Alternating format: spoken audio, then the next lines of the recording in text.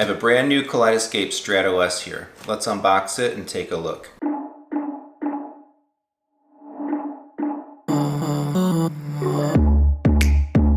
Astute viewers might have noticed that I've already mentioned Kaleidescape a couple times, and I've shown pictures and talked about using their devices in my theater already. But I'm side grading and optimizing my setup a bit, and as such I have a new Strato S 6TB here. So this video will just be a straight unboxing. It just came the other day. Figured it might be interesting. If you're considering a Kaleidescape, curious what you get, what does the out of the box experience look like? Even though it is a little bit more of a dealer-centric type of product and less of a retail one. But in any case, I do plan a whole lot more Kaleidescape focused content to come in the future of the channel. But for now, let's just do this and take a look.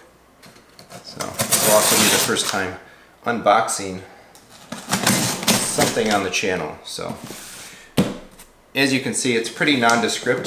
Again,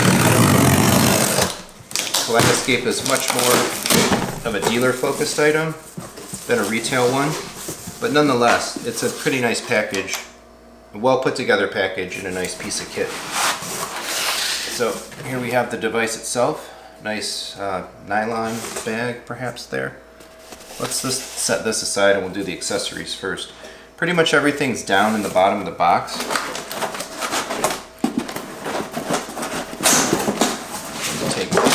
Oops. This one, nothing, just extra packaging. So we'll slide this out of the way. Take a look at the accessory box, although one of the cables here already came out.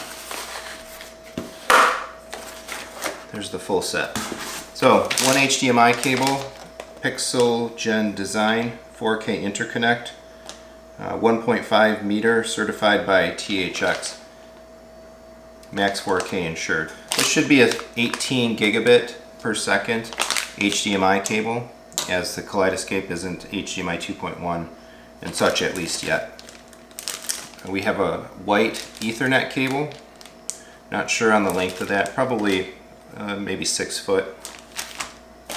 Power cord, regular 3-prong to a regular 110 volt outlet. Black. The other side of the power cord. So there is an external brick for this one.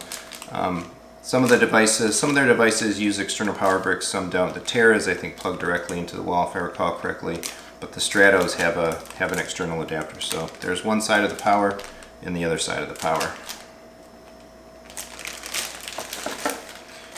Of course, the remote, a couple of batteries.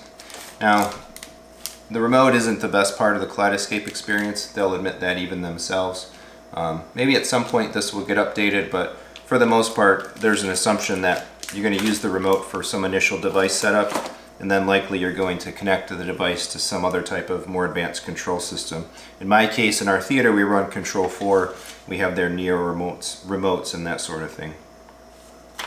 Little card, not much by the way of documentation.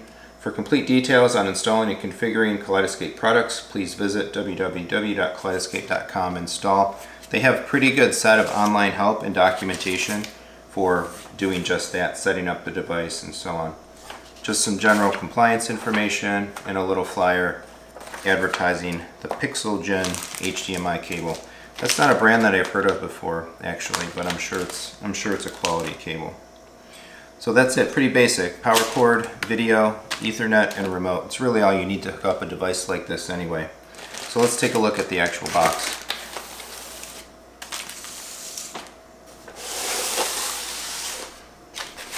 Now, I've had a few of their devices over the course of my theater. I started with an original Strato 6TB, which was the 2U height, larger form factor model. For the last couple years, I've actually been using a Strato C in the Terra, the one that's been in the pictures and in the earlier videos where I talked about my theater. But I felt that I didn't really need the larger space and such anymore, and valued kind of the smaller, simpler, lighter, less power type of box. I'll go into that in more detail in the future as well, but suffice to say, my Kaleidescape movie library numbers over 1,200 movies right now, and that's already past the threshold where I'm just not going to maintain that much local storage. And so I use my device in a little bit more of a cycling type of use case or workflow. where I download what I want to watch from my collection, I keep some things primed, then I delete and re-download, recycle, and that sort of thing. So in that case, the Strato S, the 6 terabyte in this case, the smaller one, will suit my purposes just fine. There's no difference in the playback quality or anything between the other devices.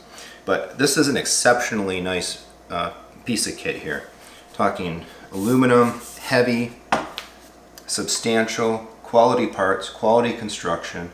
That's what you would expect from a luxury brand like this, and for the price you pay for this type of device as well. Super clean front end. Of course, there's really nothing to put on the front. There's no specific hard drive access or ability to use or service or change it and such on your own.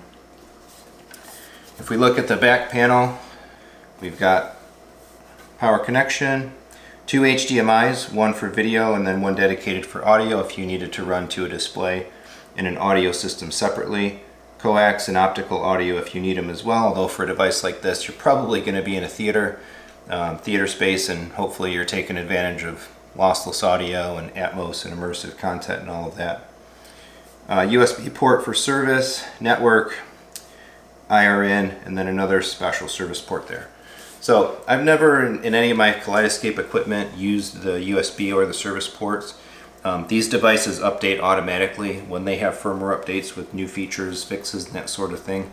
Kaleidescape just pushes them out, the device stays connected, and it all takes care of itself. It's really hands-off and pretty seamless.